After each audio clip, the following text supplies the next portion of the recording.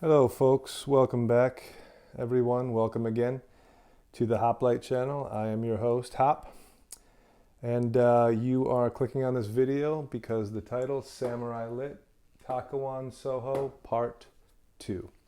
I went over Part 1 and I realized I had gone for about 30 minutes.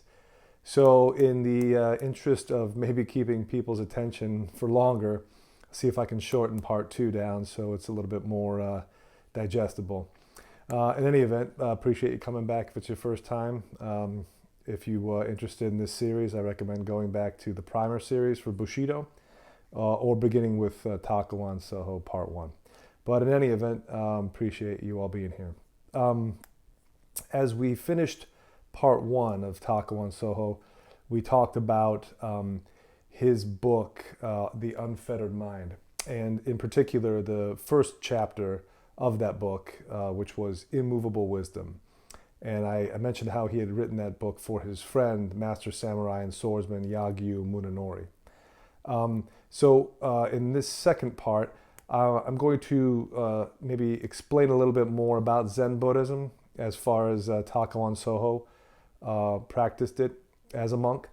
I'm not claiming to be an expert on Zen Buddhism at all, but my understanding of how it worked in the philosophical world in ancient China and in medieval Japan. But I'll also move to other excerpts and readings of Takuan Soho's book, and in the second chapter, we'll read from the Clear Sound of Jewels. And that will be Part 2, Chapter 2 of the Unfettered Mind. But as I said, let's talk a little more about Zen Buddhism. So, where did it come from and how did it get to Japan? So, we know it began from an individual, a teacher, by the name of Bodhidharma. Bodhidharma. Bodhidharma. That guy. So what do we know about him? Well, not a ton, unfortunately. We know how the practice of Zen Buddhism was began by this individual, this man in China, but we don't really know much about him. He's a very mysterious figure. And you'd think there'd be a better record of him because Zen Buddhism is practiced all over the world.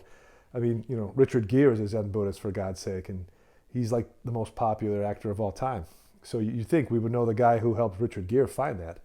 But in the West, we don't have this record, and there aren't many records of him in the East. What we do know is that around 420 and 502 AD, in that wide range of years, in China was when Bodhidharma existed and how he developed Zen Buddhism. And it later made its way to Japan as religious customs were exchanged between Japan, China, Korea. Perhaps some were brought over after invasions, and you had Zen Buddhist monks in China who were teaching in Japan and Japanese. Holy men traveling abroad to China and bringing the teachings of Zen Buddhism back to Japan.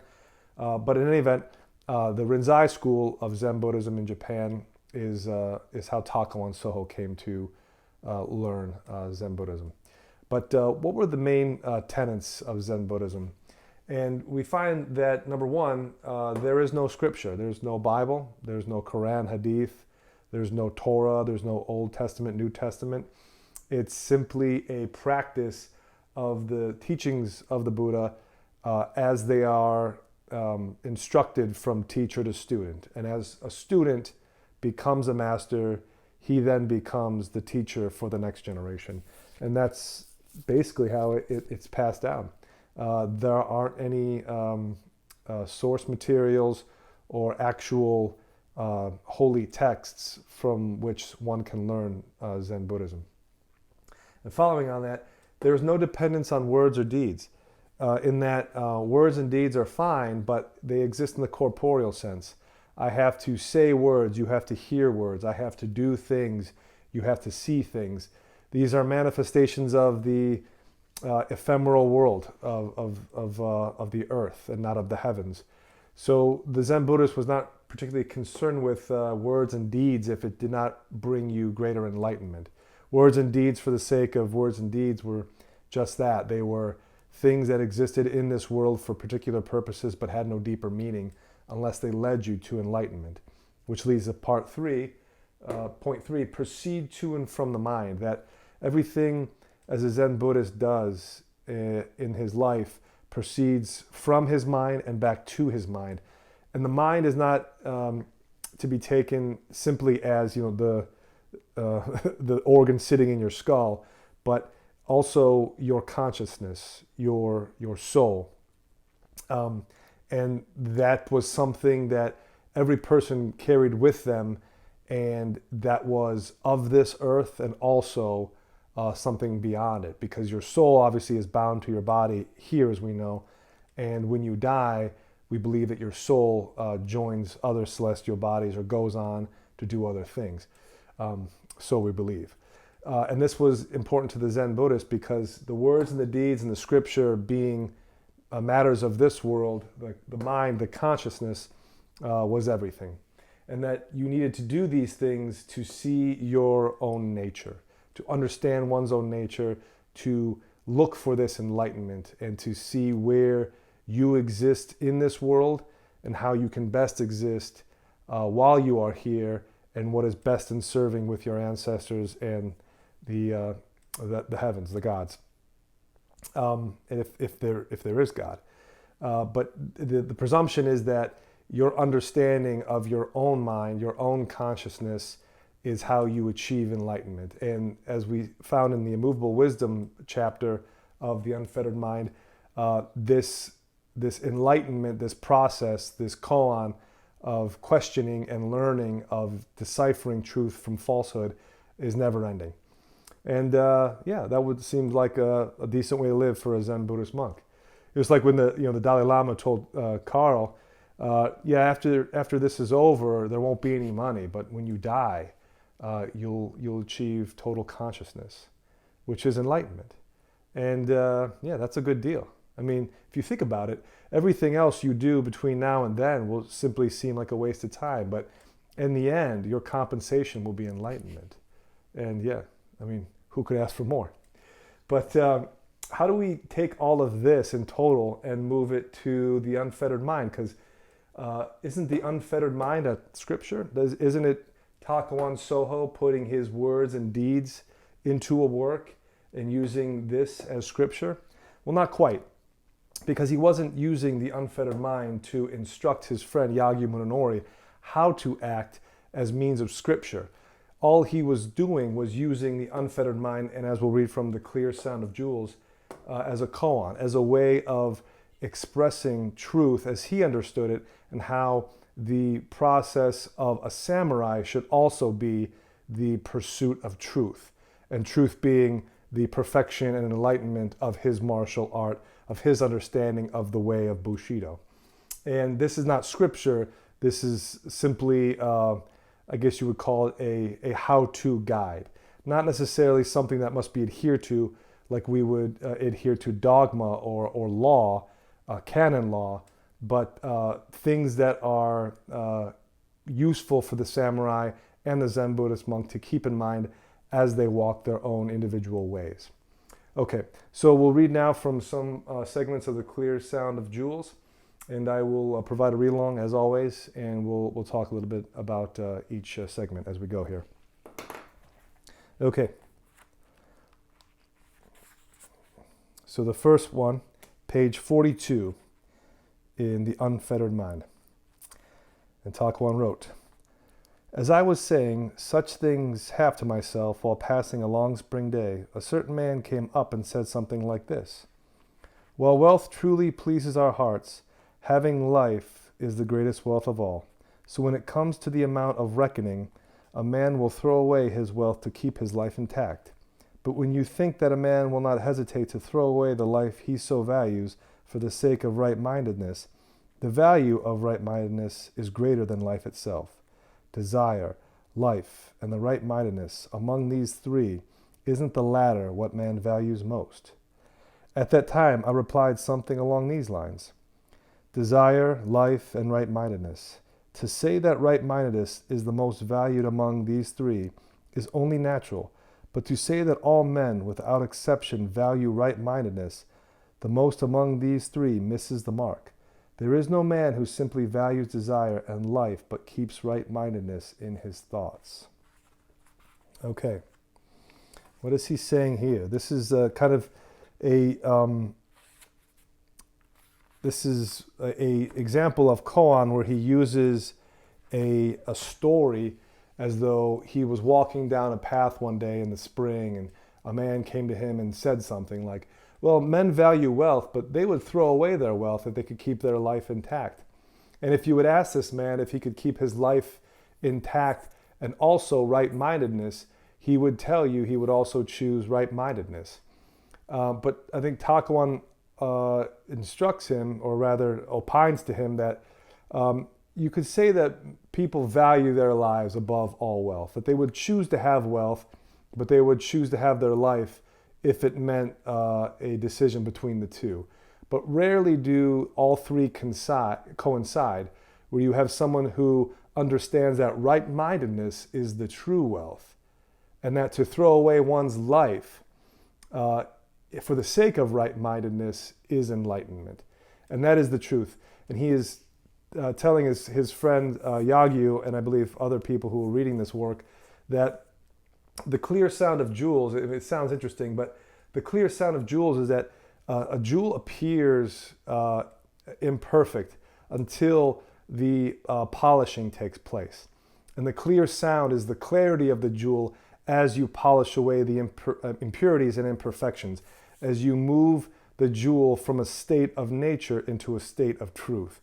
And that a person must also regard themselves in their lives as a jewel that must be polished, and the selfishness, the confusion he has towards life and how it should be lived needs to be constantly polished and honed so that the clear sound, the image of the jewel, can come through. And he's using this koan, this dialogue of understanding, to make that point, is that corporal possessions that we have in this world, such as wealth, such as property, perhaps real estate, whatever, these things are considered valuable for the life of the person while he's living.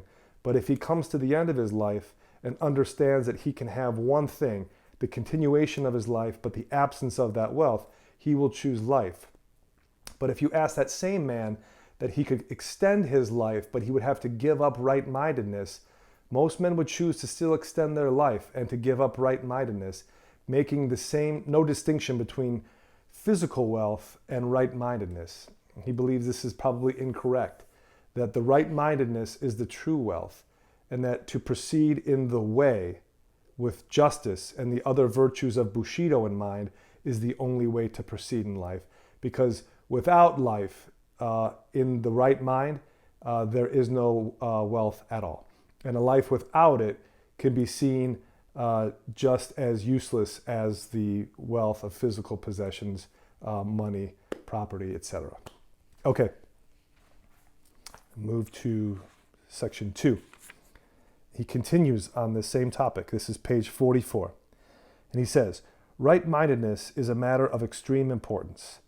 Its substance is none other than the principle of heaven, which gives life to all things. When this is acquired by the human body, it is called one's nature. Its other names are virtue, the way, human-heartedness, probity, and propriety. Okay, so he makes no bones about what right-mindedness is. It's propriety. It is virtue. It is the way.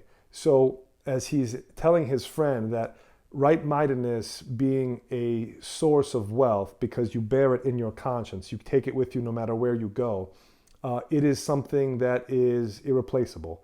And that a life without this sense of right mind is not a life well lived.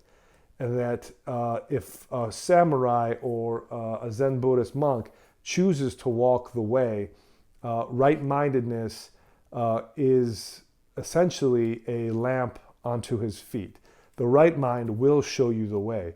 But if you walk this path without right-mindedness and you leave your lamp, you walk in the dark. And there's very little chance you will stay on that path without a light to let you know where you're going. All right. Again, I said we would move it along. We're going to the third and final reading here. This is on page 46. And Takuan said, "There are people who accomplish notable feats, attract fame, and come up in the world. There are those who die in battle. There are among the older samurai those who would make a name for themselves in the next battle, so as to leave it to their descendants in their old age. Or if they did not die in battle, they would try to leave both name and estate. All these take their lives lightly, but all are concerned with name and profit. Theirs is a hot-blooded death born of desire. It is not right-mindedness. Those who receive a kind word from their Lord and devote their lives to him also die a death of right-mindedness. But there are none who value right-mindedness even though it is what should be valued most. So those who throw their lives away for desire, and those who hold their lives dear and expose themselves to shame, belong with those who take right-mindedness lightly, whether they may live or die." Okay. So, in summation there, the clear sound of jewels, again, as I said, was Takuan's way of trying to inform his samurai friend that there is the way, as in truth, and there is selfishness. And oftentimes, because of our subjective nature, our selfishness, if we believe it to be true, if we want it to be true, we can confuse this selfishness for the way. And he makes the example here when he says that the one who lives their lives and takes right-mindedness lightly is similar to those who are hot-blooded and put death born of desire as a means of fulfilling what they believe will be their way. So those who want to leave a name for their descendants, those who want to leave a large estate to their children or grandchildren, they also walk a path of incorrect justice, of wrong-mindedness, because this path of Bushido, despite the fact that they believe it's right because it is their desire to achieve these things, it does not give up the selfishness that is at the core of these wants. And that is a name, that is profit, that is renown, that is glory. So Takuan is instructing the listener to always take mind of what is selfish and what is true, and to always reevaluate what in your mind feels like truth, but what you know because of the way is true. And the selfishness that all great warriors will feel is amplified by their victories. And as they win, and as they become masters of their arts and their crafts, and as they are famous among their contemporaries and among their countrymen, they must never let this selfish desire to be great, to live in glory, to be remembered throughout the annals of history. This is not right-mindedness, because this creates an unnatural desire in the warrior for things that are in the physical world. So he must step outside of himself and look at life as a Zen Buddhist monk would, and take things only proceeding from the mind and to the mind. And this was the clear sound of jewels, the distinction between selfish desire by using the way to achieve those desires, and then the way of truth. And that how oftentimes these two paths, despite the fact the samurai may believe they are both on the same path of the way, are in fact not. Okay. All right. Again, I hope this one was a little briefer and you were able to follow along without having to go 30 minutes. Appreciate your attention for this one. So we finished with The Clear Sound of Jewels, second book following Immovable Wisdom. We'll go into part 3 of Takuan, and then we'll move on to the work of Yagyu Munenori in The Life-Giving Sword. So we'll read the last part of the Unfettered Mind from the Zen Buddhist monk, and then we'll move to the writings of his friend, whom he was writing to, famous samurai and swordsman Yagyu Munenori. Okay, as always, if you're liking this stuff, give it a thumbs up. If you're liking the channel, always could use subscribers, share with friends, family, anybody who you think would find this interesting or valuable. And we will see you next time. Till then, take it easy.